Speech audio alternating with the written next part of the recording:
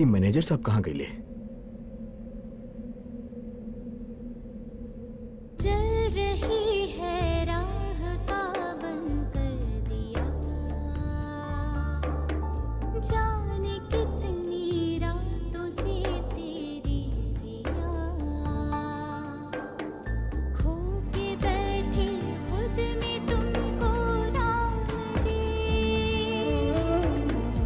अपनी खातिर तो मैं हूँ बस नाम की, आँखें मेरी रात दिन बरसा करे, एक झलक पाने को बस तरसा करे।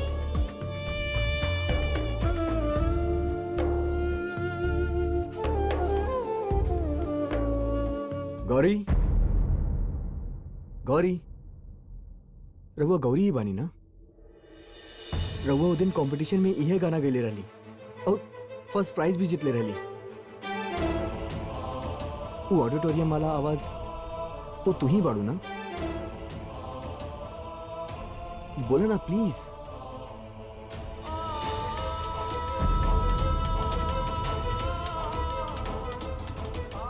प्लीज कह ना तू ही बाड़ू। प्लीज प्लीज गौरी, हमरा सामने आओ। हमार दिल कहता कि वो तू ही बाड़ू। कब से ढूंढल बानी तो रहा। गौरी प्लीज हमरा सामने आ जा। हे राम जी, ये तो वह लड़का है जेकरा से रहुआ हमारा रास्ता में हमेशा मिलावत रहिला। Please please Gauri, I know तू यही बाड़ू। बाकी बाकी तो हमारा आवाज ढूंढ रहल बा। अभी कौन नया परीक्षा बा राम जी? गॉड। ना राम जी, वो लड़का हमके नइखे देख सकत। वो तिया गौरी के ढूंढ रहल बा और हम तो खाली गौरी के काला टीका हैं। प्लीज प्लीज हमरा सामने आ जा। ये लड़का पे हक खाली गौरी के बा, हमार ना।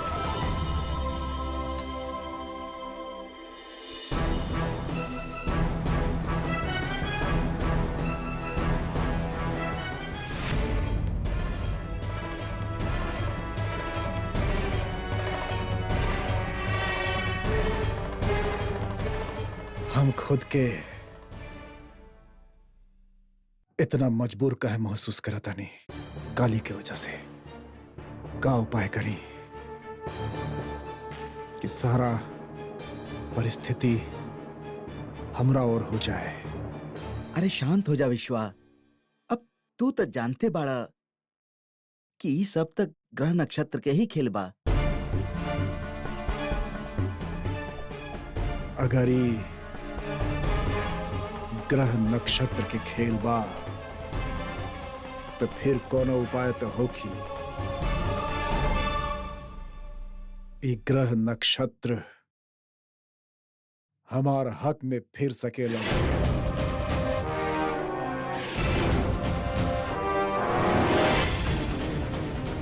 14 साल हमरा जेल के ओ अंधेरा चार दीवारी में ऐसे ना बितौनी कि हम यहाँ बैठ के अफसोस करी। हम अपन बेटी खातिर एगो खुशहाल जिंदगी चाहता नहीं। विश्वा, हमके तो लागत बा कि तुहार आपन नजर लग गई बा।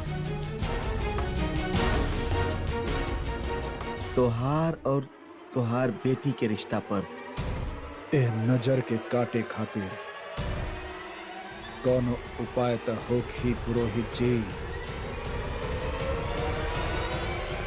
कोनो उपाय तो होखी पुरोहित जी। ए नजर के काटे खातिर कोनो तो उपाय होखी। महादेव जी,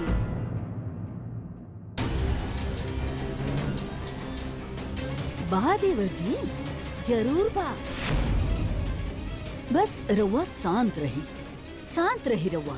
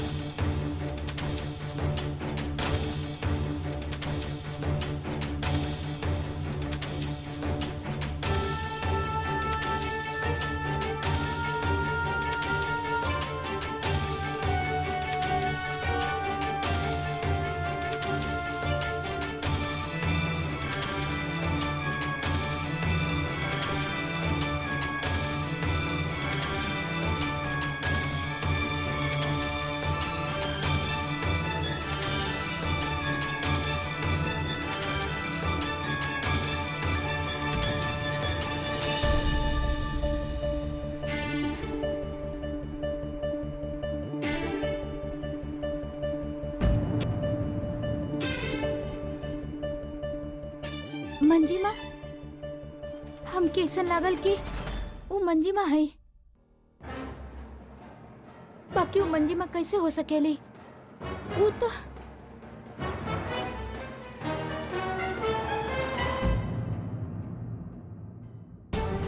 गौरी,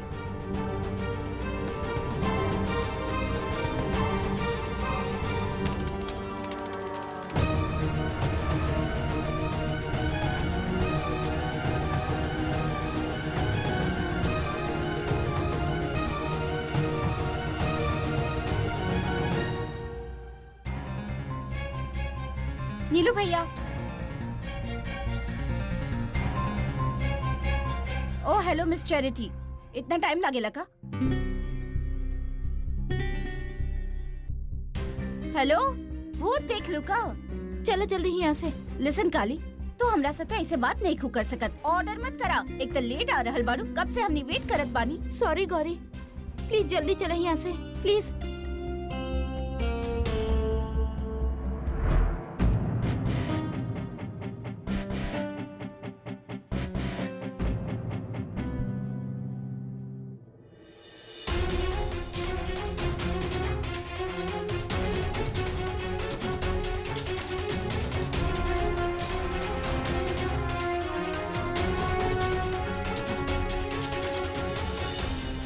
ठीक बा राम जी, रौरी फैसला भी सर आँख पर।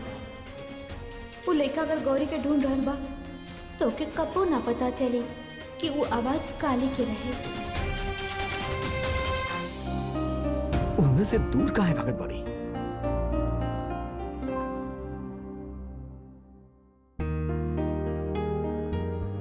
पीसी मारुआ के कब से ढूंढ रहल बड़ी।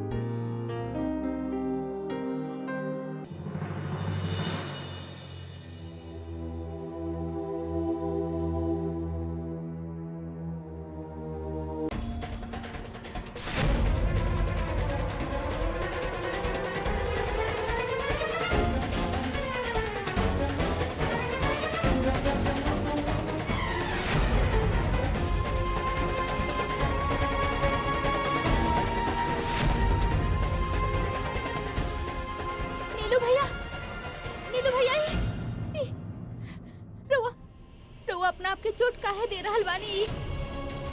रउआ चिंता मत करी, राम जी भी समझिए कि रउआ जे भी कुछ कहनी ना वो काहे कहनी, वो रउआ के माफ कर दी है।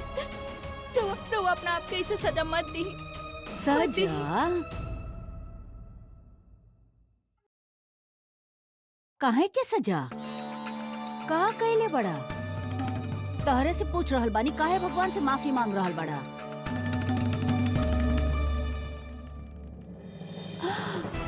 गौरी के पर्चा ठीक से देलू ना तू? हाँ, ठीक से देनी। तो फिर का गड़बड़ करके आ रहा बड़ा? का कैला? कुछ ना माँ। ओए तो हम कह रहल बानी, फिर काहे भगवान के समय बर्बाद कर रहल बड़ा? भोथर जैसन पड़ल रहेला घर में पूरा दिन, काम के न काज के, दुश्मन नाच की।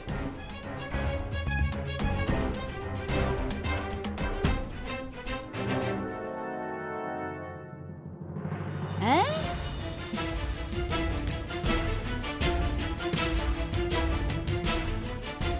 कुछ तबा का कैले रे? कौनो लड़की के छेड़ ले हा?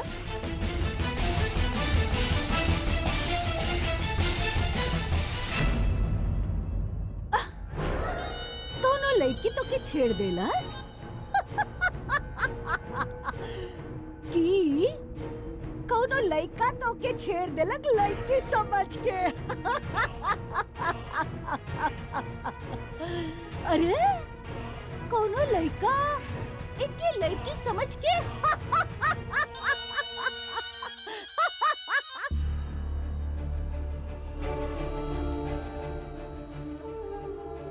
नीलू भैया जे कुछ भी कैले गौरी के बचावे खातिर कैले, प्लीज राम जी उनकर मदद करब।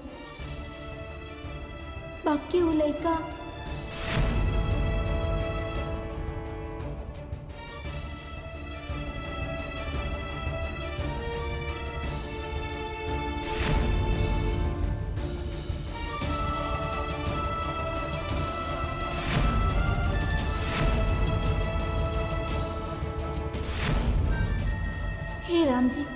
हमरा के शक्ति देव के हम गौरी के खुशी के रास्ता में ना आई। आज मंजी माँ होती तो वो हमरा के बताई कि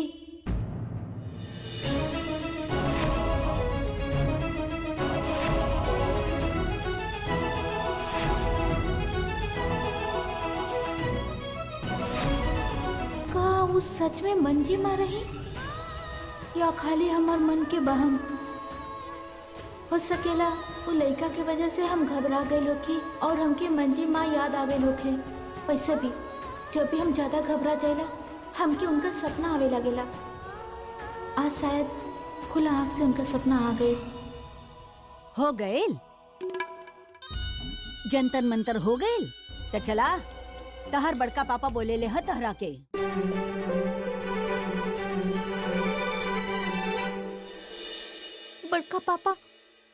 बड़का पापा हमके बुलेलन हा। बोले हाँ अपने ले ना, ऐसे अपन औकात में रहा और ऐसन कौनो काम मत करा जे हमके चुभे। काहे कि तोहके तो पता बा कि जे हमके चुभी उ तोहके दुखाई। चला। और हमके बहुते जाने की इच्छा बा कि नीलू के साथे का भइल। हमके बाद में बताई। हाँ हाँ हमके तो सोच के मजा आ रहल बा कि कौनो लौंडा हमार नीलू के छेड़ देला। चला चला। बड़का पापा हमके Sir, please, sir. Sir, please don't do this, sir. I'm really sorry, sir. Sir, it's not my fault, sir. Please Sir, मत please. करा हमरा सामने। हमके तोहार घर वालन से बात करे के होगी। But sir, आप जी हम शर्मिला के कॉलेज के प्रिंसिपल बोल रहल बानी। कहीं जी रहुआ पता बा और बेटे यहाँ का गुल खिला रहल बाड़ी। गुल वो और कॉलेज में एमफिल कर रहल बिया। ये बागवानी के कोर्स। जी रहुआ के का लग रहल बा कि हम यहाँ मजाक कर रहल बानी? कांड कैले बाड़ी राउर बेटी कांड। मने कोनो दुर्घटना हो गइल का? हाँ वह समझ ली। चोट वोट तो नहीं खाए लोगे? जी ना, बाकी हाँ कॉलेज के इमेज के बहुते बड़ा चोट लागल बा। रहुआ पता बा राउर बेटी के कॉलेज के कॉरिडोर में एगो लड़का किस करत रहे। no, sir. रउआ बुजुर्ग आदमी बानी प्रिंसिपल साहब। जे भी भइल ओकरा पर प्यार से पर्दा डाल दीही। पर्दा के कीमत हमरा से ले ले हब। समझनी ना कि समझाई? मतलब कि रउआ के गिफ्ट भेजवा देब हम। रहुआ हमके रिश्वत दे रहल बानी? ये तो रउआ कह रहल बानी। हम तो ऐसा ना कहनी ना। हम तो गिफ्ट के बात कहनी। हाँ देखी, पॉलिटिक्स में खबर उछाले के और कॉलेज में खबर दबावे के कीमत होखेला। रउआ तो जानते हो खब। SMS कर दे, गिफ्ट घरे पहुंच जाई। समझनी कि समझाई?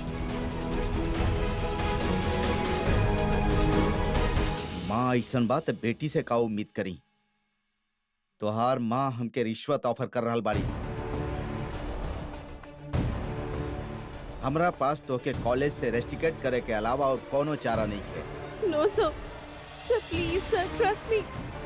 Sir, हमार सगाई हो चुकल बा। थोड़ा टाइम में हमार शादी होके वाला बा सर। रहुआ ये एक्शन लेब तो हमार पूरा लाइफ बर्बाद हो जाए सर।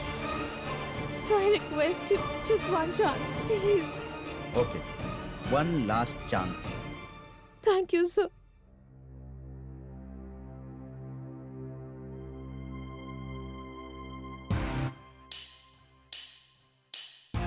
ए बेइज्जती के बदला हम जरूर लेब करी जा। ऐसा मुंह काला करब दोनों भाई बहन के कि पूरा मिथिला थूकी तू दोनों पर।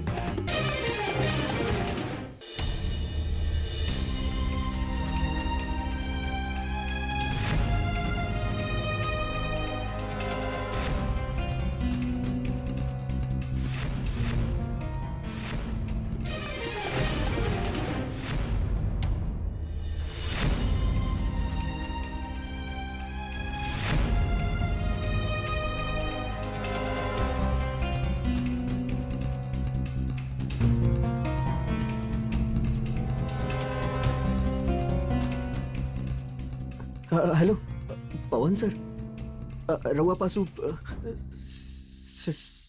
शर्मिला चौधरी के नंबर होगी का? हाँ जी जी जी जी, वो एमफिल वाली। हाँ 1 मिनट सर, हम लिख लेते बानी। जी हाँ जी हाँ जी, 9 जी, थैंक यू।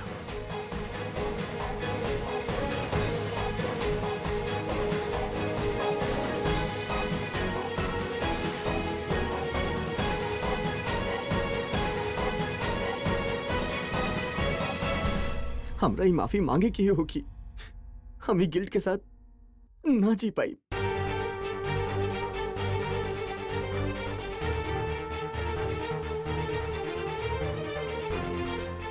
ऑफ बा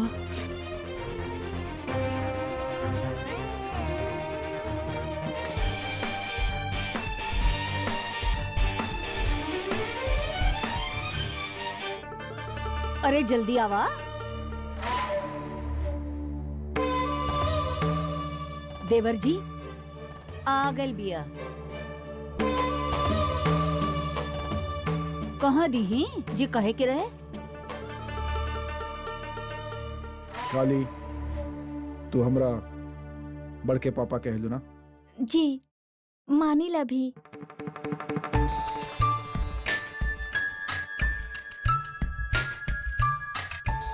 हमारे को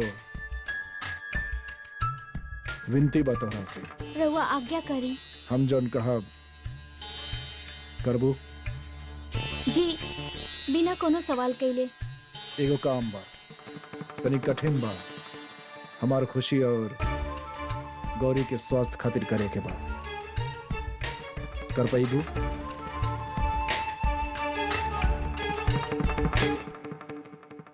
जी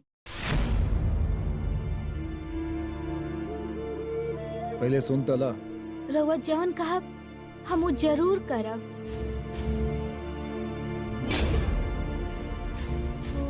देखा काली, ई जौन काम करे के बा वो कठिन बा, इसे सोच ला। ये के पूरा मन से करे के होखी, नहीं तो आप शकुन हो जाई। इसे अगर तोहरा दिल में तनी सा भी शंका होखी तो तू साफ मना कर दिया। शंका तो तब होगी ना जब श्रद्धा ना होगी, और हमार मन में रउआ खातिर श्रद्धा भी बा और विश्वास भी बा। तोहरा के 100 घड़ा पानी के भरल कुंड से मंदिर तक ले जाए के बा, और मंदिर के सीढ़ी के धोए के बा। और अगर ओह में से एक भी घड़ा टूट गए तो तोहरा के दोबारा से गिनती शुरू करे के होखी। जी हम करब।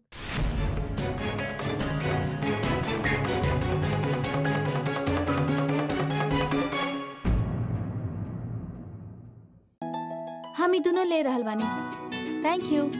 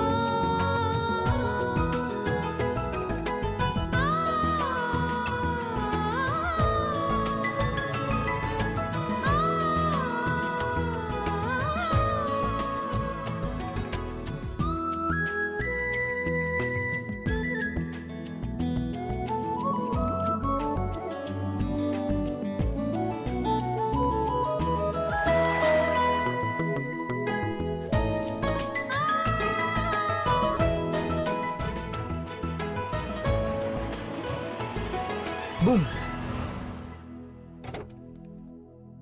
Hello miss Panghat. हमरा ना पता रहे लोग आज भी मटका में पानी भरे ले। पनघट कहाँ बा? ए,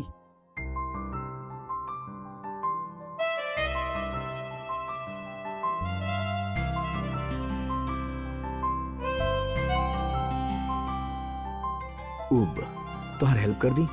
काफी थकल लग रहा बाड़ू। जी ना, हम ठीक बानी। अच्छा तू दी के फोन दे दे ले रहलू ना? दे ही दे ले हुकबू। तू लगे ले भी बड़ा serious type, but you know what, उनका फोन ऑफ जा रहा बा। आजकल ही फोन ना बहुत बैटरी खा ले। I don't know why. देखिए हमके काफी सारा काम बा, रउआ बुरा ना मानी अरे तो। हम हेल्प करता नहीं ना, हमार तनी एक्सरसाइज भी हो जाई। जी ना, ये काम हमके अकेले ही करे के होखी, प्रॉमिस बा। प्रॉमिस? ये कैसन प्रॉमिस बा? कोनो शर्त हारल बाड़ू का? बोला ना, बोला।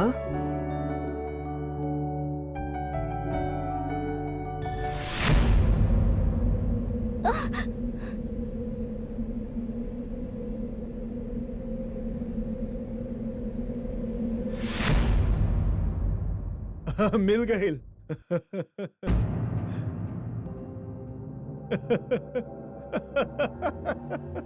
अरे देखा मौधरी, अरे तोहरा समझ में ना आई। पुरोहित जी देखी।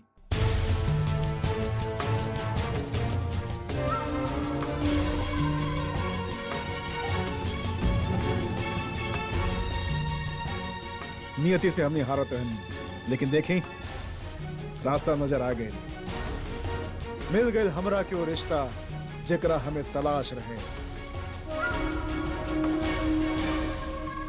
ये लड़का हमार बिटिया के अपन सराख पर बिठा के रखी। यह बाऊ लड़का जेकर पुरुषार्थ प्रबल बा, जैसे हमार बिटिया के सब बला सब बाधा टकरा के चूर चूर हो जाए।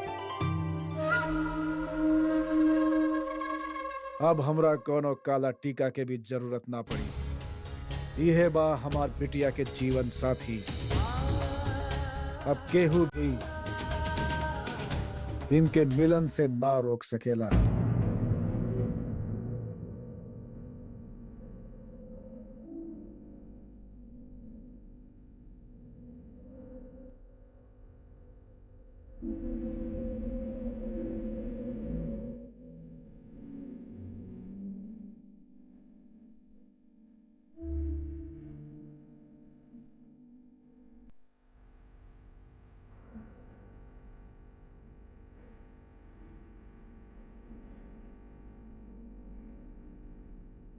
हम तो बस हेल्प करे की कोशिश करत रहनी। अच्छा हमरा तोहर एगो और हेल्प चाहिए। वो एक्चुअली तोहर कॉलेज में एगो लड़की बिया, गौरी। हम ओकरा ही ढूंढ रहल बानी।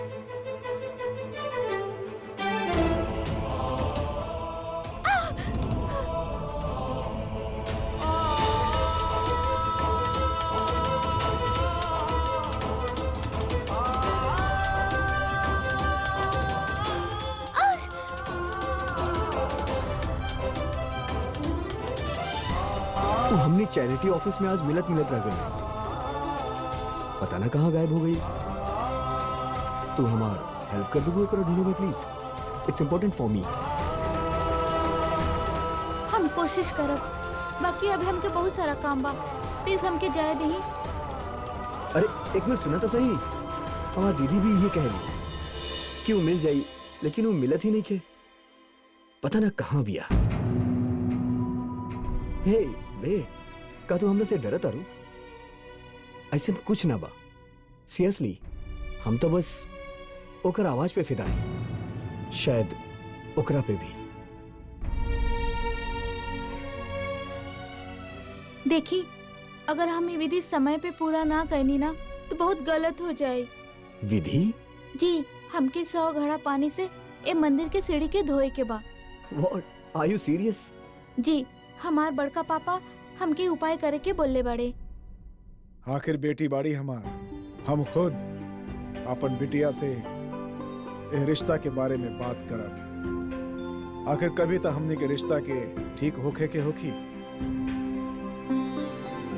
क्या है भाभी? हाँ, रउआ ठीक है कह रहल बानी देवर जी। बाकी जब भात गरम होखे ना तो एकदम से निवाला ना बनावे के चाही। धीरे धीरे किनारे से भात उठावे के चाही। गौरी बिटिया हमार बेटी हिया, वो मान जाई। बाकी थोड़े ठंडा दिमाग से काम लेवे के चाही। काहे कि हम ओकरा से बात करब ना, हम ओकरा के समझाई का। हाँ, तनी अच्छा से समझाई ना इनका के दीदी। मैंने तो होखई के चाही। जय जल्दी गौरी हिया से।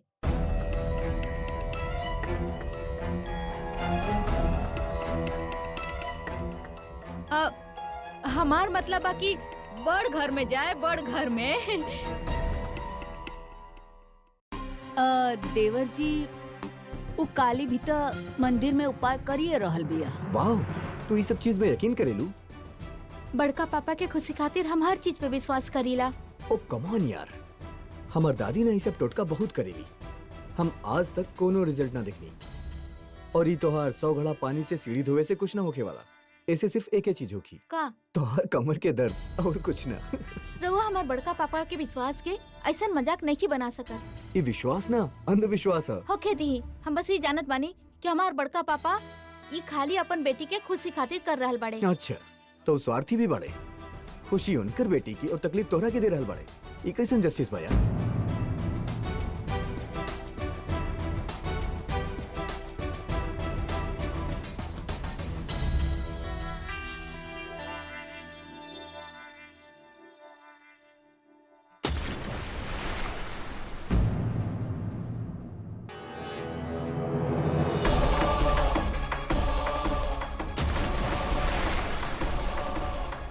एक भी घड़ा टूट गए तो तोहरा दोबारा से गिनती शुरू करे के होखी।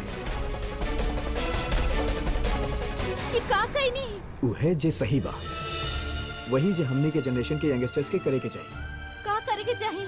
ये सब हम अपन खुशी से करत रही। हमके संतोष मिलत रहे ये सब करके। कितना फालतू के बात पे यकीन करेलू यार तू। करेला यकीन इस सब बात पर हम। कहे कि हमार बड़का पापा के विश्वास है। जेके रउआ अंधविश्वास कर रहल बानी ना, हमार नजर में खाली होकर एक कीमत बा। ये हमार बड़का पापा चाहत बड़े। कहे कि उनका लागत बा कि हमरा ये सब कैला से उनकर और उनका बेटी के रिश्ता सुधर जाई। तड़प रहल बड़े वो अपन बेटी से बात करे खातिर। तरसेले जब उनकर बेटी उनका से मुंह फेर के चल जाले। और हम ये सब ठीक कैल चाहत बानी। अगर उनके लागत बा कि हमार तब कैला से उनकर और उनका बेटी के रिश्ता सुधर जाई तो हम करब 100 सीढ़ी का 1000 सीढ़ी धोब। हम रोड़ा बनावल चाहत बानी और तू बारात लेके आ गईला। कीड़ा पड़ल बा का दिमाग में? हाँ? इतना अच्छा रिश्ता विश्ववीर के सामने ला के रख देला। कीड़ा ही तो नहीं न पड़ल दिमाग में, ना तो पलट के जवाब ना दे दिले होती। औरत हो, ऐसे कुछ ना बोलनी। आइंदा ऐसन गलती मत करी है, ना तो बहुते खराब होगी। अरे विश्ववीर खुश होके ऐसन हमहू नहीं की चाहत। तबे तो साथ दे रहल बानी हम तोहरे इतना दिन से। इतना अच्छा रिश्ता ला के विश्ववीर के काहे दे देला? अरे अच्छा रिश्ता हमार हाथ में बाका। रिश्ता के ढेर लेके गई रहनी, कुंडली के ढेर लगा देनी, उमे एगो अच्छा कुंडली निकल आई तो हम क्या करी? कम दिखत बाका बुढ़ौती में। अरे विश्ववीर खुश हो रहल बा ई रिश्ता से। ये तो हम नहीं की चाहत। कुंडलिये मिलल बा ना, ब्याह तो नहीं ना हो गई। बड़ा चढ़बाक बनेलू तो रोक के देखावा नहीं ब्याह के। हम हो तो देखी कितना कीड़ा भरल बा तोहर दिमाग में। दूसरा के दिमाग के कीड़ा ढूंढे निकलल बाड़ी। रोका पुरोहित, ई शादी हम रोका। ई रिश्ता हम जुड़े ना दे हम। अरे हाँ, पुरोहित तो ठीक है कहत रहे। कुंडलिये तो मिलल बा, रिश्ता जुड़ल तो नहीं खे अभी। हम जुड़े भी ना दे। और अगर जुड़ गए तो रिश्ता तोड़ल हमरा ला का मुश्किल बा।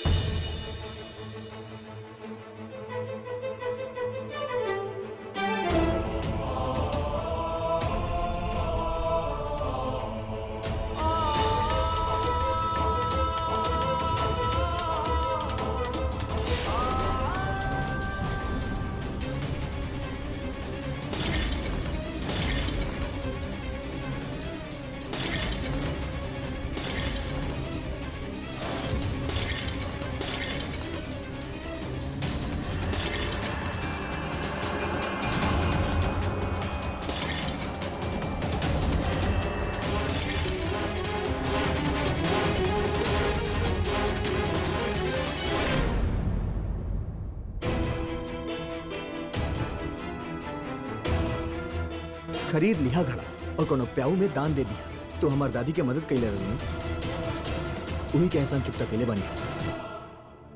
बिल्ली के रास्ता काटे के बावजूद जब तक रास्ता पार न कैल जाला तब तक हमनी के पता न चलेगा बिल्ली के रास्ता काटे से कुछ ना हो खेला। बहुत फक्र महसूस हो रहा बना क्योंकि विश्वास तोड़ के।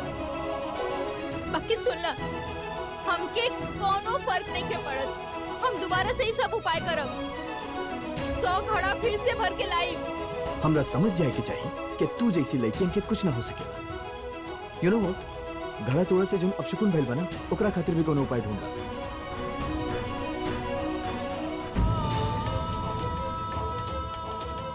हम समझ ले रही तू एगो समझदार पढ़ल लिखल लड़की बाड़ू, तबे तोरा से बात करे आ गई। लेकिन अब पता चलो तू का बाड़ू और तू जैसन अंधविश्वासी लड़की के हम शक्ल तक ना देखे जा।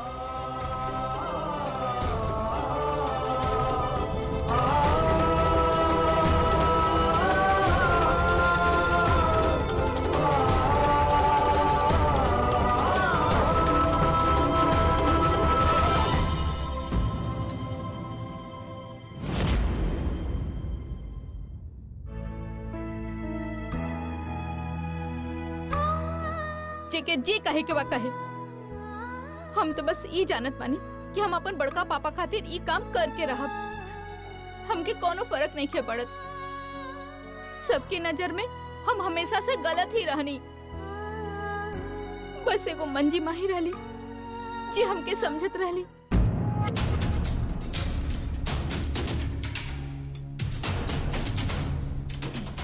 काका दवाई ले रहल बानी कि ना समय पर?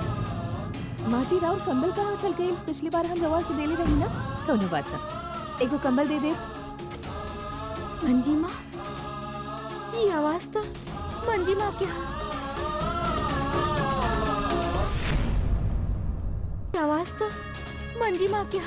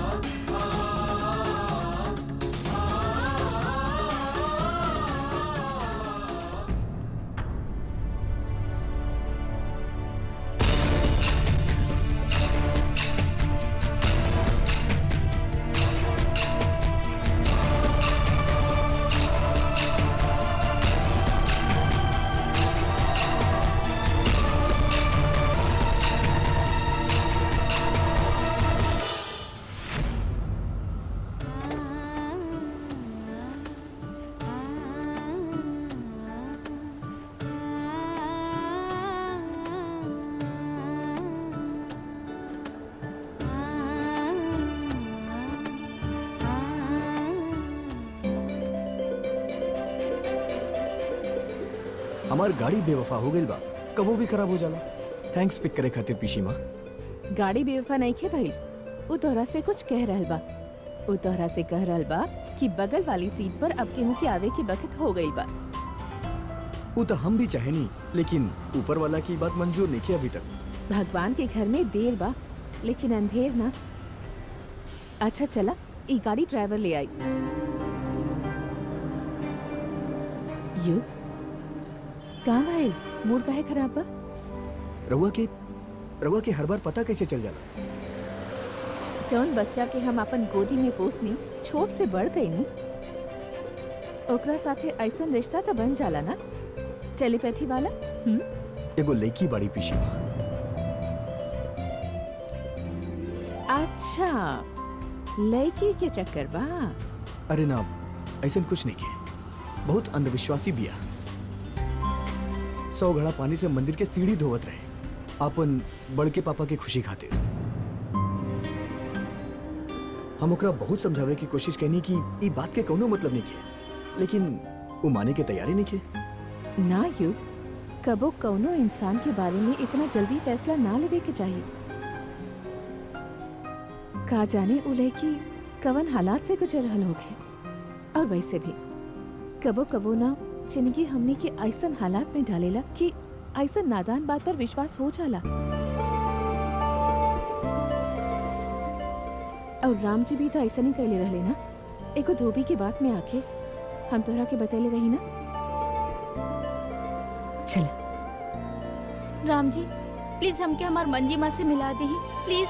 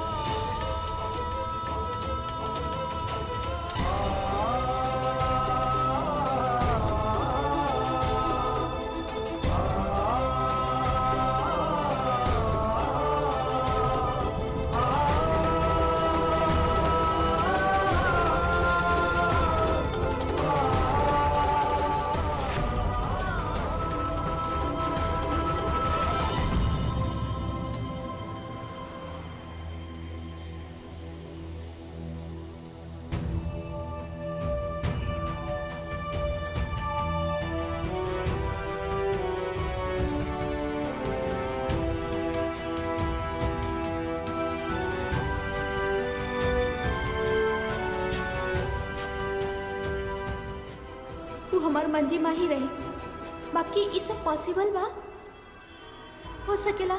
आवाज मिलत होके दोनों के, बाकी फिर ही गाठ बिल्कुल वैसा नहीं। एक बार अगर उनका चेहरा देख पाती तो पता चल जाए।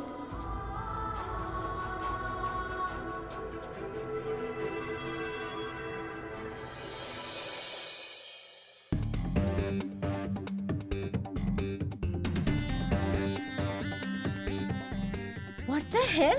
ई के रखलस हमरा कमरा में? अरे गुड़िया रानी, ओ ई त सगुन ह बिटिया तहार शादी के। What the hell? हम नहीं खे रखले। हमके का डांट रहल बाड़ू? केहू के बताए हमत के हम बतैनी हतहरा के। अरे बिटिया रानी, ई तहार पापा बाड़े ना, ओ कह के गइल रहन कि ई गुड़िया रानी के कमरा में रख दा तो ओकर शादी के योग प्रबल हो जाई। और काली भी उपाय कर रहल बिया मंदिर में तहार शादी खातिर। What nonsense! ऐसे कैसे करा सकत बाड़े हमार शादी? हमरा से बिना पूछले हमार शादी नहीं की हो सकत।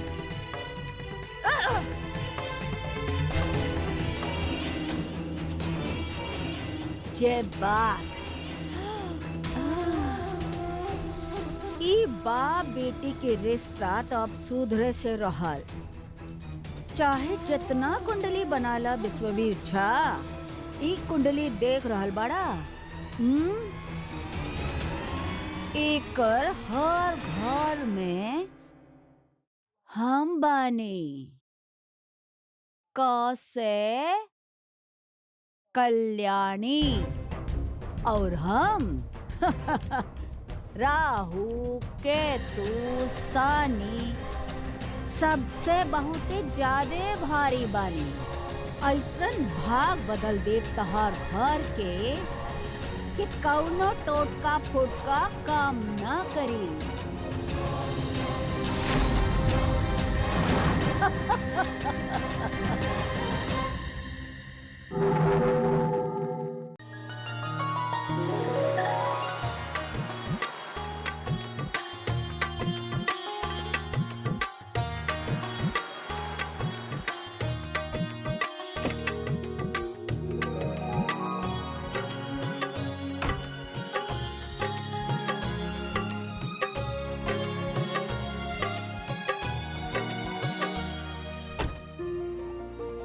रउआ सही कहा था नहीं पिशीमा, लेकिन मुसीबत के सामने ऐसे घुटना न टेके के चाहिए। कबो कबो ओकर सामना करे के पड़ेला।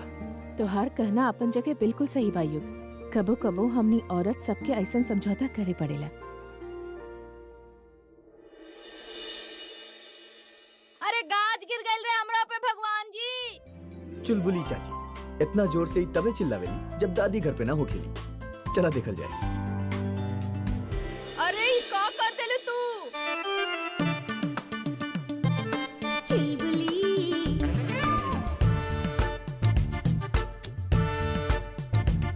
ना ना ना ना ना मोती भ्रष्ट हो गइल बा का तोहार जे खुलेआम मर्दन के चुम्मा लेत रहल बाड़ू। ना माँ, अरे अगर ये बात घर पे केहू के पता चल गइल ना तो पता बा का होखी? दादी जिंदा जला दिया तोरा के जिंदा। समझ लू कि समझाई? एक तो तोहर ससुराल वालन के पता चल गइल तो ये शादी करी तारा से जिंदगी भर कुंवार बैठल रहबू एक घर पर हमार सर पर। लइका कुछो करे गलती हमेशा लइकी के मानल जाला। बस बहुत हो गई। आज से ना तहारी कॉलेज वालेज गइल बंद। समझ लू?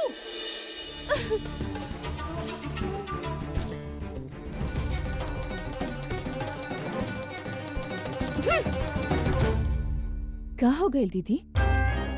हमार घर के बात बा। बाहर वाला ऐसे दूर रहे तो अच्छा बा। समझ लू कि समझाई? चाची बाहर वाला कैसे कहली रहुआ? अरे नौकर के बाहर वाला ही तो कहल जाला ना। और तू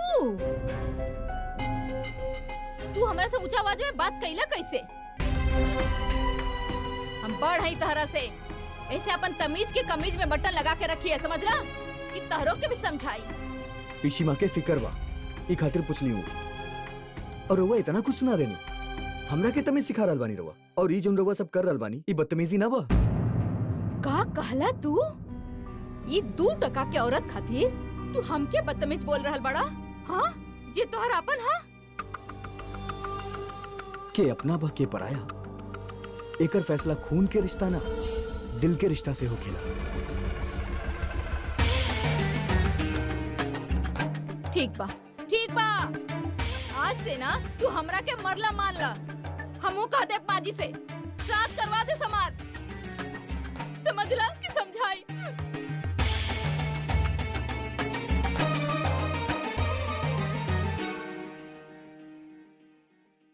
युग, बात के बतंगड़ बनावे के कहाँ जरूरत रहे? हम रहुआ पता बा जरा से कुछ भइल होगी। इनकर तो आदत बा छोट से बात के इशू बनावे के। और दी कब तक सही? जस्ट बिकॉज ये लड़की बिया। दादी और चाची मिलके जियल हराम कर देले बड़ी बेचारी के। हमरा ये सब अच्छा ना लागेला पिशीमा। हम मानत है कि छोट के इज्जत देवे के चाहिए, लेकिन जब बड़ गलती करे तब चुप भी ना बैठे के चाहिए।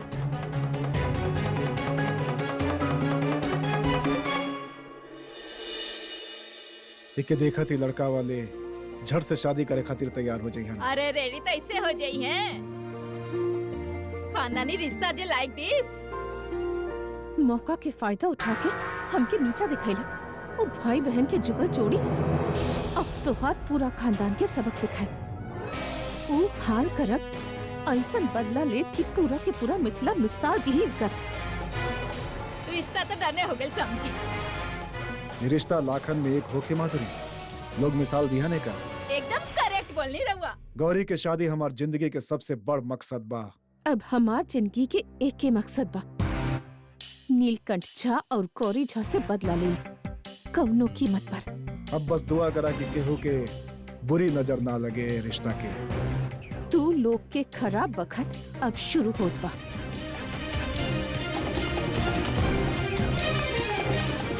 ओहो, कैसे लगी नजर?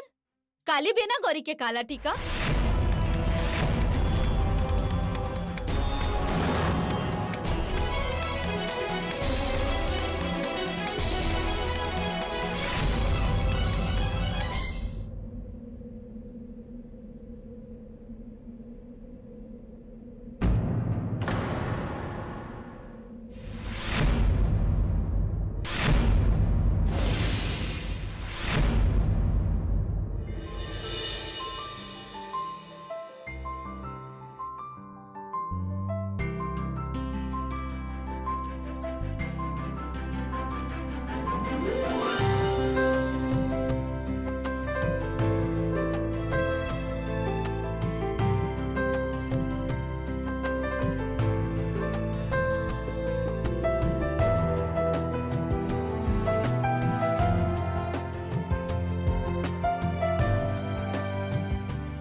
कल तू सॉन्ग रिलीज फंक्शन में आई वो हम तोरा से मिलब फाइनली।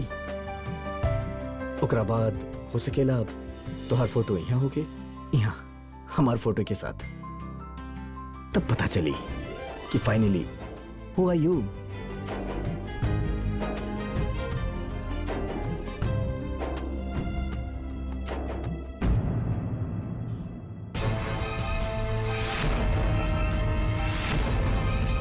तुहार काम गौरी के भाग्य से नजर उतारे के बाद ओकरा भाग्य के नजर लगावे के नहीं खे लगावे के नहीं।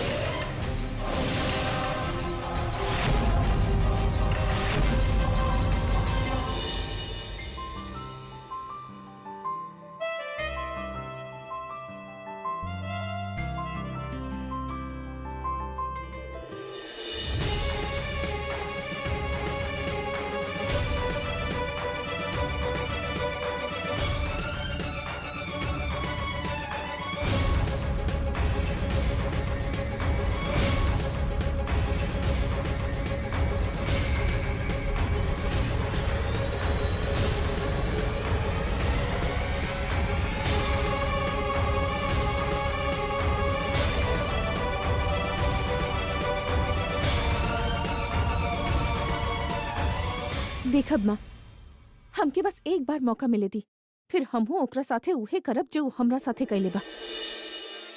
Meaning what? तू किस करबो ओकरा के? माँ रहुआ कुछ भी मत बोली। तोहर बात सुन के तो ऐसा नहीं लगा था ना कि तू नहला पे दहला करबो।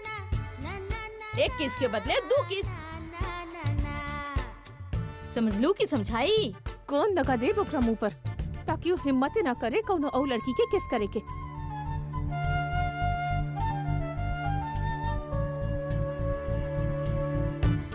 का भइल? रघुआ दोनों इतना परेशान काहे बानी? अरे तू अपन काम कर ना। पन्नी ढूंढ रहल बानी हम, ढंग के ढूंढ दा।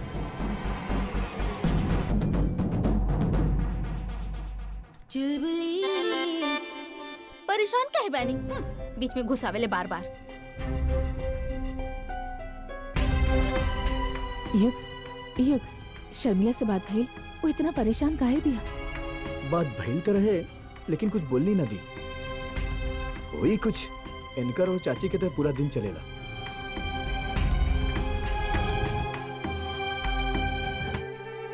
अरे ई का तोहरा सामने मटर पड़ल बा और तू खाना ही खा रहल? ऐसन तक कबो ना हो कि घर में मटर आवेला तो खाली छिलका रह जाला। का बात बा युग? अरे अरे अरे अरे ए जनाब के रंग काहे उड़ल बा भाई? हमके बतावा ना, कुछ बात बा ना? पीशी माँ, हम कोनो गिरगिट बानी जो हमार रंग बदले? कुछ नहीं के भाई, आई एम कूल। युग पीशी माँ, गुड नाइट पीशी माँ। अरे लागत बात छीलल मटर के जगह हमके मटर छीले वाली ढूंढे के पड़ी।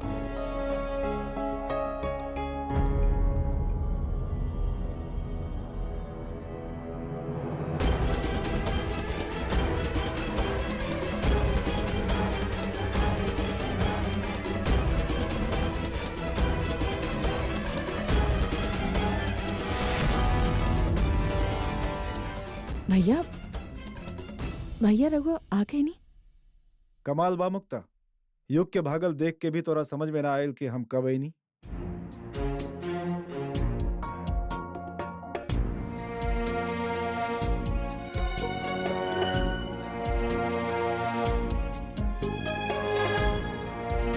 ना जाने कौन कांटा लगल बा हमरा ने।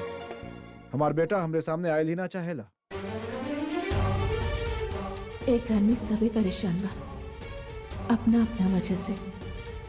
शर्मिला, युग और रघु भैया रघुआ भी। कैसे संभाली भाजी? रउही कौनो रास्ता बताई ना।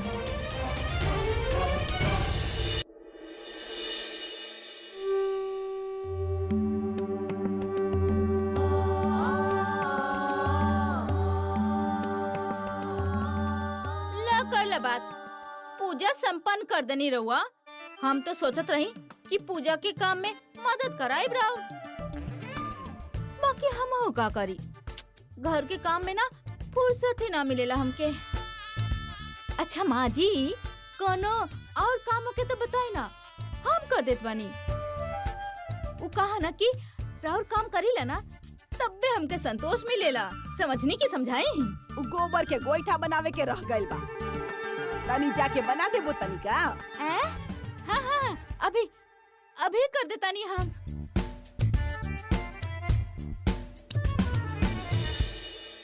ए नौटंकी, हेने आओ। जी शर्मिला कहाँ बिया?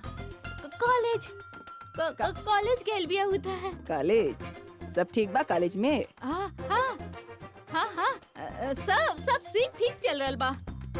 रउआ काहे पूछ रहल बानी? रउआ से केहू कुछ कहलस का? अरे हमरा से का कहीं केहू, आ जाने कौन हीरा ढूंढ के ओकर शादी तय कैले बाड़ू तू। तू लड़की बिया की पढ़ाई पर पढ़ाई पर पढ़ाई पर पढ़ाई पढ़ाई पर पढ़ाई कैले जा रही बिया। हम जब ओकर उम्र के रही त रघुनाथ स्कूल जाए लागल रहे। अब 2 महीना के तो बात बाना माची, 2 महीना में शादी हो जाई, फिर देखब साल भर में लल्ला खिलाई। हाँ ओकर भी कौन भरोसा। तू का कहल जाला उ प्लानिंग कर बैठल बाड़े स आज के लइका लोग। हम जाई, जात बनी। दादी माँ, हमार लल्ला। एक मिनट राम जी, ई देखा, ई केला मंदिर ले जाके। रुकी रुकी, हमरा पता भाई अंधविश्वास से जुड़ल हुई। दादी प्लीज हम ही ना करब, कुछ और काम होता बोली।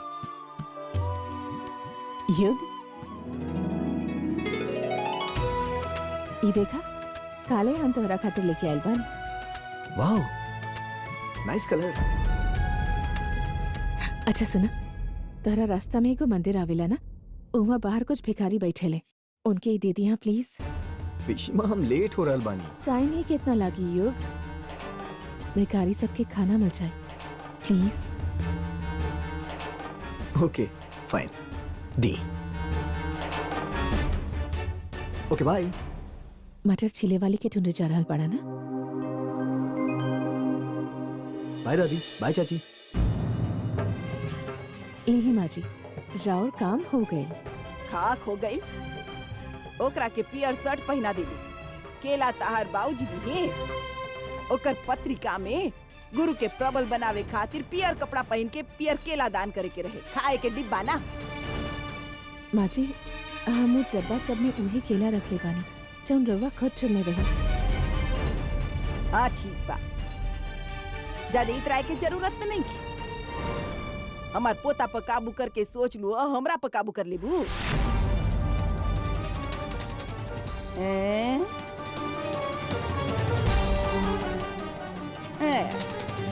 कहीं ई त नहीं कुछ सोच के बैठल की समय आइला पर हम हक जतैबू।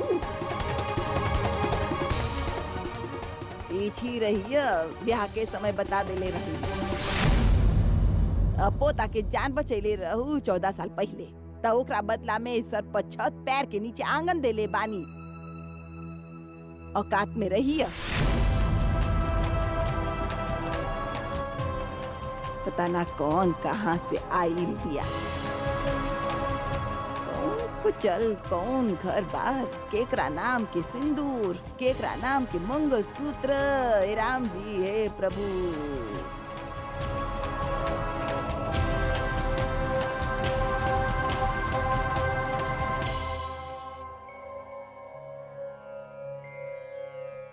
अरे ही का प्रसाद यहाँ काहे ना बा मंजरी?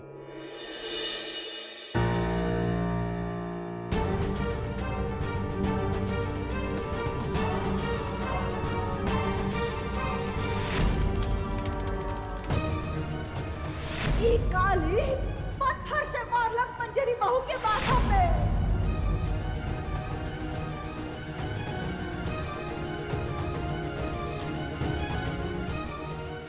काली हमार बात सुन। अरे बेटा उठ गईलू, बहुत देर से तोहर इंतजार करत रहनी। काहे? बेटा वो तोहरा से ना ना, बात। रवा से बात करे के टाइम बाद में आई। अब इट्स माय योगा टाइम। काली सुन, जब तक हम योगा कर रहल बानी ना तब तक फटाफट से तू हमार नजर उतार दी है। टाइम वेस्ट ना होके टाइम बच जाई। वो कहा ना हमके एगो इवेंट के इनवाइट आइल बा और हम मिथिला के सुपर सिंगर बानी तो हमने के जाए के ही होके। चली लेट्स गो, लेट हो रहल बा। देवर जी रवा चाय पी। धन्यवाद भाभी। वो आज रिश्ता खातिर जाए के बा। जी रउआ गौरी से बात कैनी, वो कुछ कहलस? देवर जी हम बात तो करे गए रही, बाकी वो सुन लक ना। रवा एगो काम करी देवर जी, रवा ये रिश्ता भिजवा दी ही। वो कहा कि गौरी हमार गुड़िया रानी हिया, वो समझ जाई बा ना। हाँ हाँ हाँ हाँ ठीक है कर रहल बाड़ी। कहा कि एक बार रिश्ता पक्का हो गया ना तो फिर देखिए हमनी के बिटिया बहुते खुश होखी। खुश कहे ना होखी, रिश्ता जो इतना अच्छा बा। लड़का के कुंडली ते अच्छा बा ही, कुल भी अच्छा बा, देखे में भी बड़ा सुंदर बा। उनकर एगो फार्मास्यूटिकल कंपनी बा, लीला आयुर्वेदिक प्रोडक्ट्स। धर्म कर्म वाले लोग बाड़ा। जब रिश्ता जुड़ी तो सब बस यही कही है, राम सीता की जोड़ी मिल गई। वाह हाँ।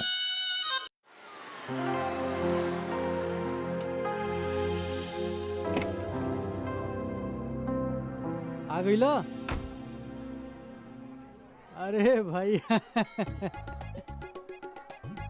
काबिल लागत बा रंग दे बसंती के टाइटल बड़ा सीरियस ले ला तू। का बात बा युग, आज बड़ा पीला पीला लागत बा तू। कुछ भी। हाँ इतना प्यारा जैकेट बा हमार। एनीवेज हम डब्बा बांट देता नहीं, फिर चल जाए। चल ठीक बा, चला लिया वा। ई बा डिब्बा। अरे एक मिनट, एगो काम कर जाओ, सिर्फ खाना ना थोड़ा पैसा भी बांट दिया जाए। हाँ इंदिरा से कहिया तारा खातिर दुआ करे कि तार सीट वाली मिल जाए। इनकर दुआ में बड़ी ताकत होखेला। कुछ भी। फिर इतना हिम्मत कही के कॉल कही नहीं, पर कॉल ना लगल।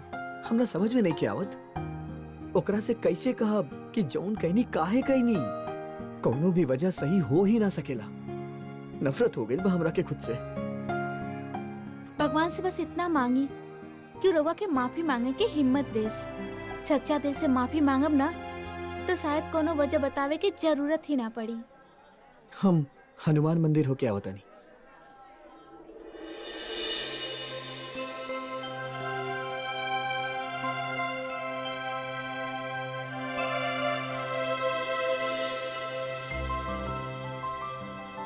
सजना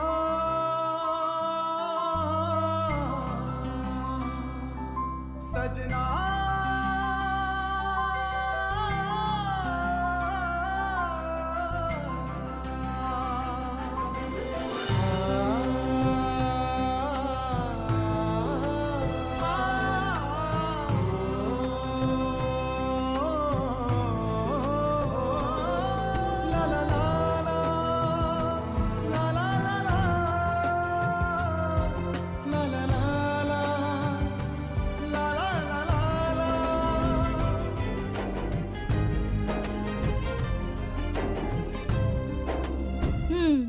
रवा तो कहले रहे कि रवा अंधविश्वास पे यकीन ना करीला।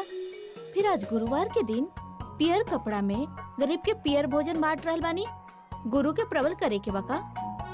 कम ऑन, हमार सोम मंगल बुध गुरु सब स्ट्रांग बा। उता आज इत्तेफाक से थर्सडे बा और इत्तेफाक से हम येलो जैकेट पहनने वाली। पर ये खाना बिल्कुल पीला नहीं खे।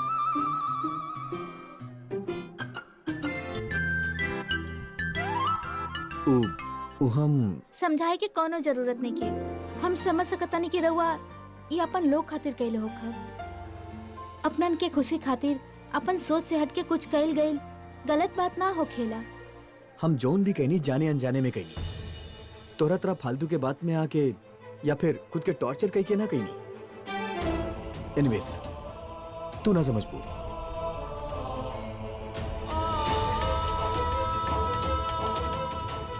ना तो रउआ समझब।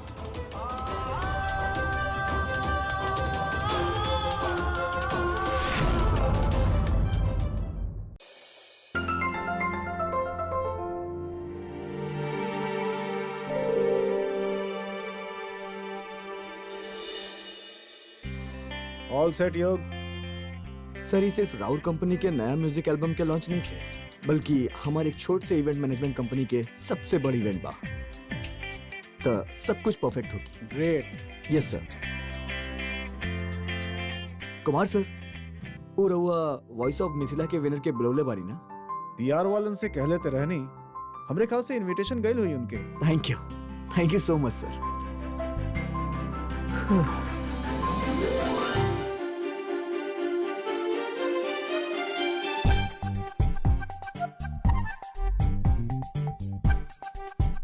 लाइट्स भी बा और कैमरा भी होखी, और हमेशा जैसन हम स्टेज पर जाइब और तू बैक स्टेज, समझ लो। उजे रजिस्ट्रेशन डेस्क बाना, हम वहाँ से अपन कार्ड लेके आवत बानी। ओके?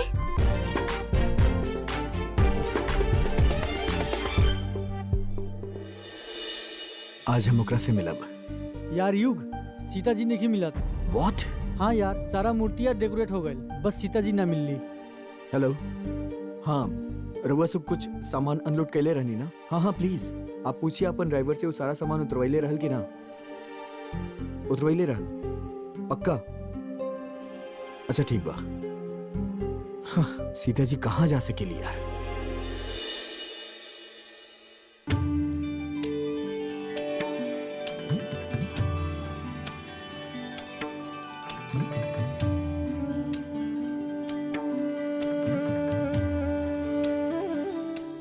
अरे ये खाली डब्बा के बीच में इस सीता मैया की मूर्ति कैसे?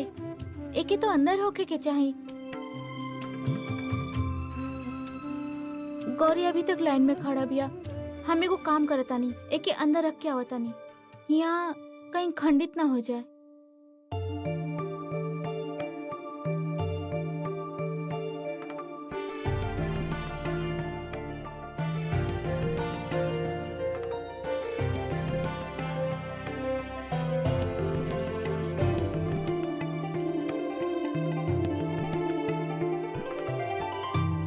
रुके, कहाँ जा रहल बानी रउआ? काला ड्रेस देखना, ई लेडी भी वॉलेंटियर बाड़ी। आई मैडम आई।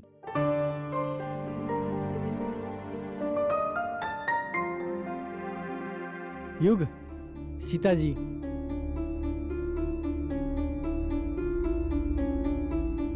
जल रही है राह का बन कर दिया, जाने कितनी रातों से तेरी सिया, खो के बैठी खुद में तुमको राम जी, अपनी खातिर तो मैं हूँ बस नाम की, आँखें मेरी रात दिन बरसा करे, एक झलक पाने को बस तरसा करे।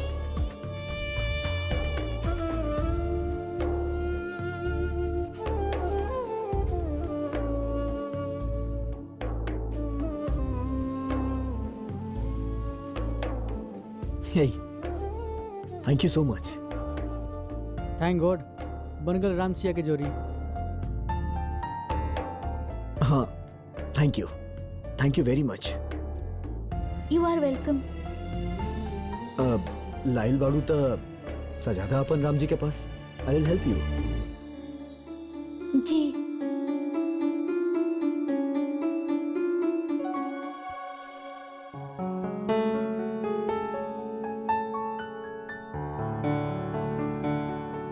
एक बार हम लाइट पूरा चेक कर लेता नहीं। ओ शिट, गलत बटन दब गई।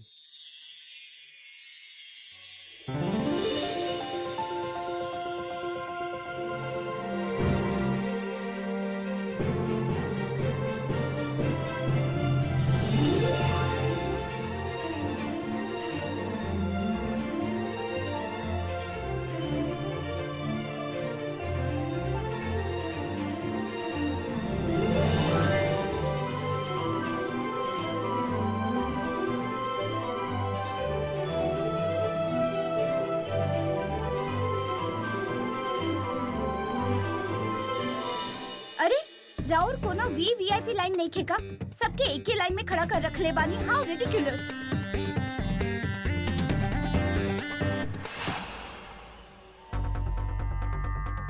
यहाँ भी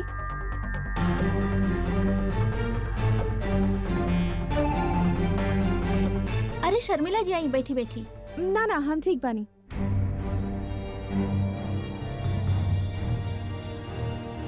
अरे राउर भाई के कंपनी के इवेंट पर वो खड़ा रहा तो कैसे चले? हम कहनी ना हम ठीक बानी, तो बैठा।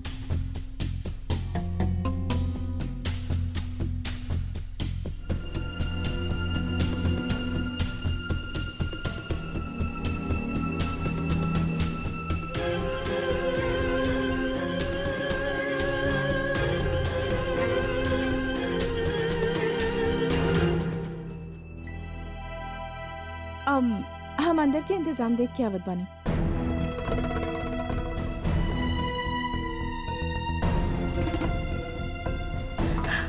ओके इनफ। देखिए मैम, हम कब से लाइन में खड़ा बानी और हमके हमार कार्ड रहुआ बस जल्दी से दे दी। हम मिथिला के सुपर सिंगर हैं, हमार कार्ड दी। गौरी चाहा हमार नाम।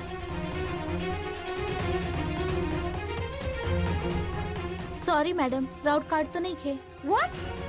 ऐसे कैसे कार्ड नहीं खे? देखिए हमके कॉल आइल रहे, रहुआ फिर से एक बार चेक करी।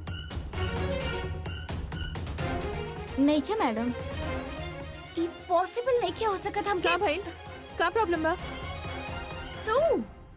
तू यहाँ का कर रहल बाड़ू? देखा यहाँ कोनो गाली देवे के कंपटीशन नहीं के चल रहल। कंपटीशन तो यहाँ चीटिंग करे के भी नहीं के चल रहल। तोहरा यहाँ ना होके के चाहिए। व्हाट्स द प्रॉब्लम? तोहरा से मतलब ओके समझावल चाला जेकरा पास मतलब समझे के अकिल होके। लिसन, हमरा पास बहुत अकेल बा, इतना ज्यादा अकेल बा कि हम तोहार अकेल ठिकाने लगा दे। ओह प्लीज, पहले अभी जाके अपन अकेल के ठिकाना ढूंढो। यहाँ का कर रहल बिया? शर्मिला जी बोले तारी कि इनका कार्ड ये होके के चाहिए। ओके, तब कोनो एरा घेरा नथु खेरा आके अपन कार्ड मांगे लग जाई तब तू ढूंढे लग जाइबू।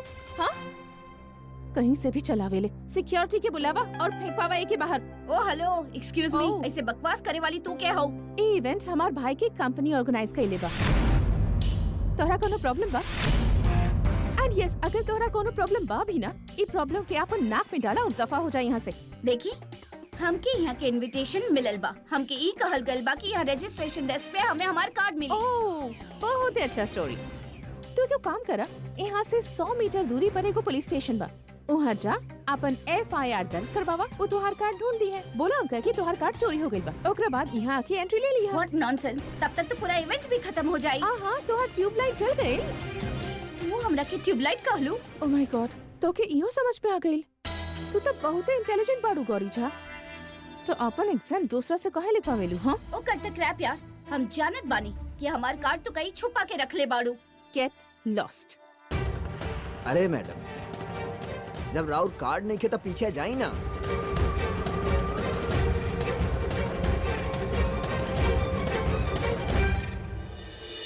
ये गौरी कहाँ रह गई?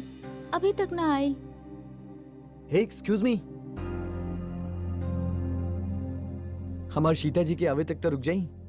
जी हमार मतलब इवेंट खत्म होके तक। जाने कब सीता जी के तोहार हेल्प के जरूरत पड़ जाए। का भइल? थर्सडे के दिन येलो जैकेट पहनल लड़का के बात मानल अब शगुन बाका।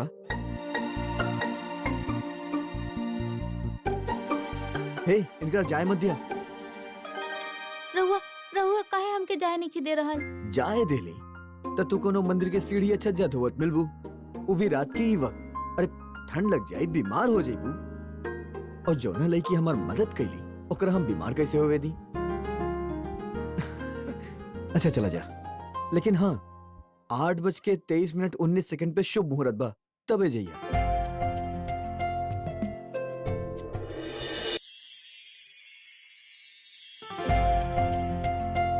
गौरी अब तक आयल का है ना? का हो? अरे इतना गुस्सा भरल बा तहार आवाज में। का भइल हमार गुड़िया रानी के?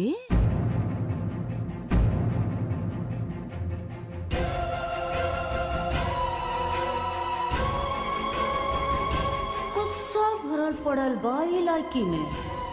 ऐसन में अगर वो उहाँ बवाल मचा देवे तो कितना थू थू होखी समाज में। कवन करी बियाह ऐसन लड़की से?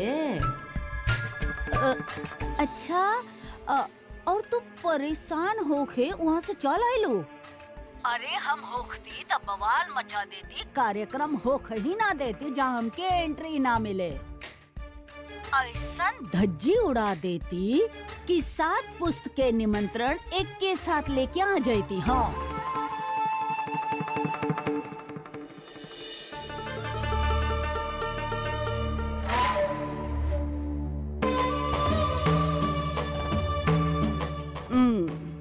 का नाम बताइला? जी गौरी झा।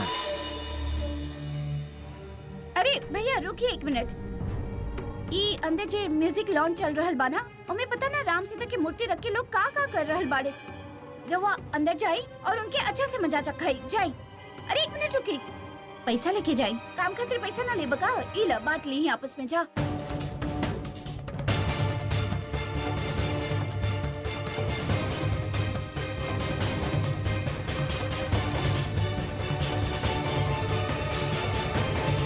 अरे शर्मिला, देख के तो जैतू शर्मिला चौधरी हमार इंसल्ट करके बड़ा खुश होत रहू ना। अभी देखा तोहार और तोहार भाई के इवेंट कैसे तहस नहस होत बा, लाइक टोटली। तस्वीर देख के ही लागत बा कि लड़की कितना संस्कारी बिया, और ये लड़की के देख के केहू कह नहीं खे सकत कि पिता के साया पिछला 14 साल से ओकरा पर पड़ले नहीं खे। याद रखिया पुरोहित, ऊ परिवार के ए परिवार के बारे में सब कुछ अच्छा से बतावे के बाद तोहरा।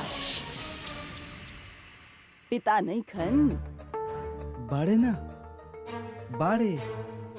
अब बाकी कहा कि अभी अभी वापस लौटल बाड़े ना। वापस कहाँ से? अब रउआ से का छुपावे के बाद चौधराइन जी, रिश्ता लेके आइल बानी त सचे बतावे के पड़ी ना। वो कहा कि सच के नींव पर ही त असली मकान बनेला, है ना? रवा मकान के ना ईटा के सोची। जी कहाँ से लौटल बा लड़की के बाप?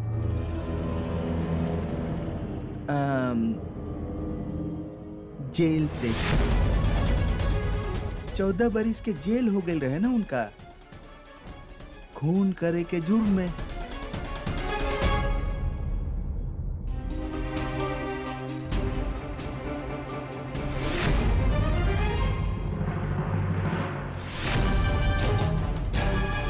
ए,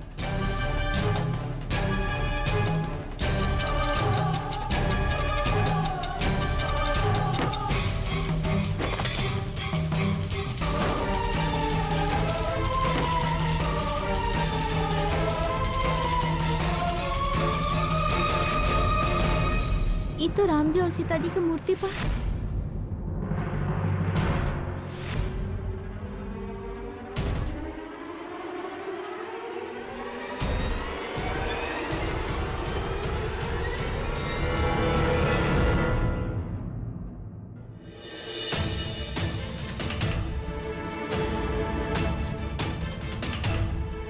तो ठीक बाड़ू? जी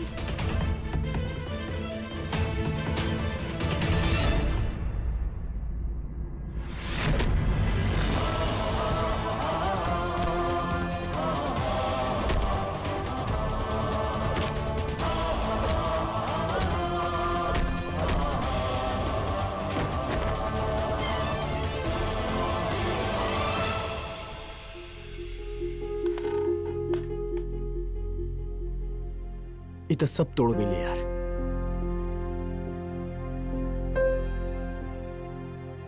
कुछ भी बिगड़ल नहीं के।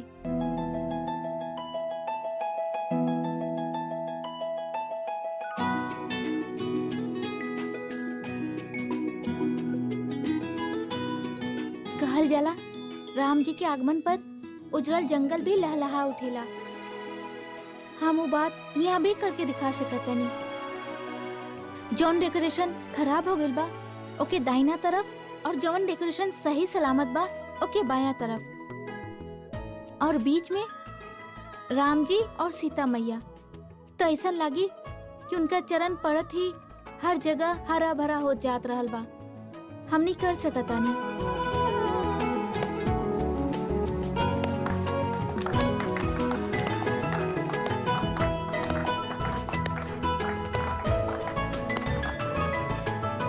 सुन ला तू लोग। राइट, चला चला चला काम पे लगल जाए। Thank you once again.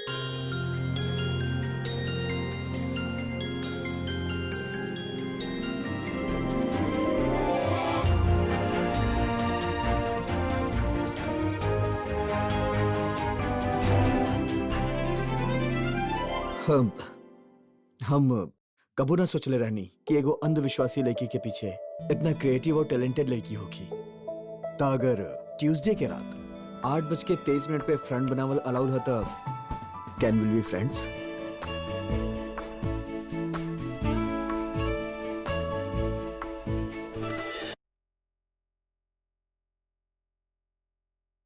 काबिल करला, हम हर केहू से दोस्ती ना करेली।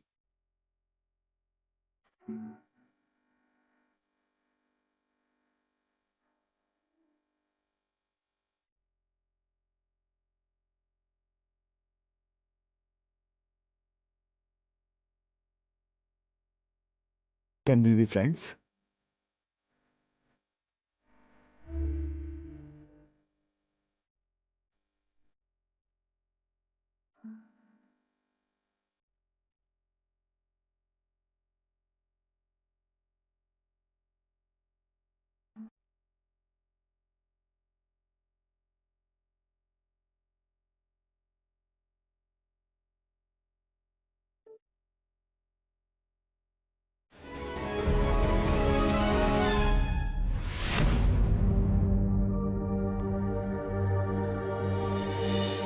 कुमार सर इवेंट शुरू करे खातिर बोलत बारे। हाँ कहीं जाओ लावा। हम इनका से दोस्ती कैसे कर सकता नहीं? हमार तो कुछ वजूद भी ना बा। हम खाली गौरी के काला टीका हैं।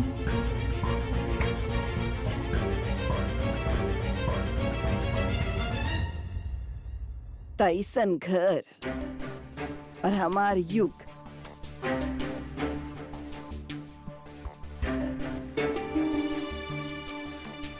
हम अभी आवत बानी।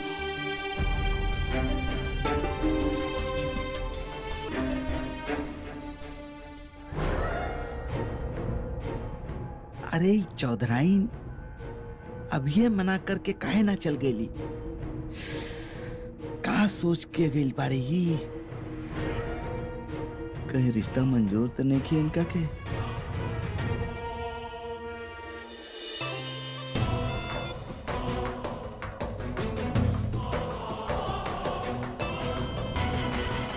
इकाहा हमार जवाब खोल के देखी।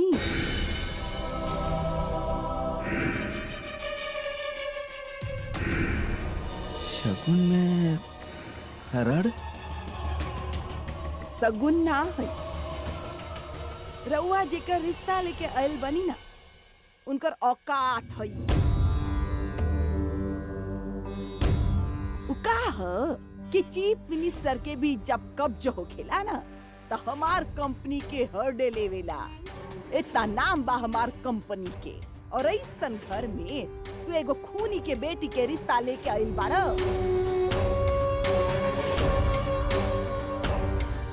घर में एनक नहीं खेका, चरुआ भर पानी में ही शकल देख लेता।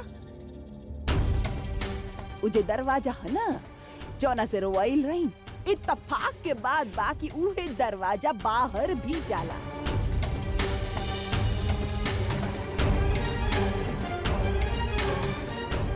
निकली और चाय खाती भी ना पूछ। वो कहा है ना, राउर औकात नहीं।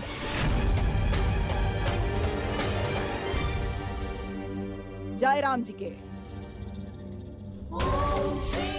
जय राम जी की।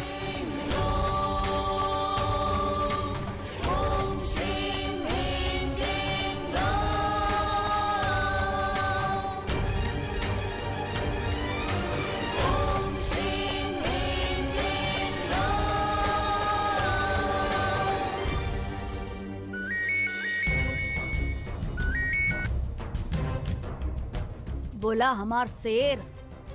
काम हो गई।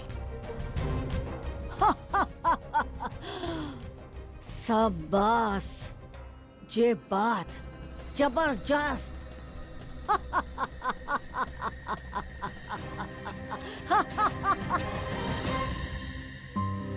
तू चेक कैला गौरी आयल बिया की ना? जल्दी बतावा। रजिस्टर में तो नहीं खे। कुमार सर तो बोले रहे कि ऑर्गेनाइजर से बात कैले बाड़े। हाँ बात तो कैले रहनी, लेकिन सब पार्टिसिपेंट ना आइले, तार गौरी भी ना आइली। हम चेक करके बताओ तुमको के। कब मिल पाई हम स्वीट वॉइस? काहे ना आइल गौरी? ऐसा का बा जे हमरा गौरी से दूर कैले बा? लागत बा गौरी वापस चल गई। हम जा रहल बानी। बाकी राउर इवेंट तो अभी शुरू भइल बा। हमरा खातिर खत्म हो गइल बा। कैसे बताई तहरा के कि जौन आवाज के पीछे के इंसान के तू ढूंढ रहल बड़ा वो हम ही है। बाकी हमार वजूद खाली ही बा कि हम गौरी के काला टीका हैं।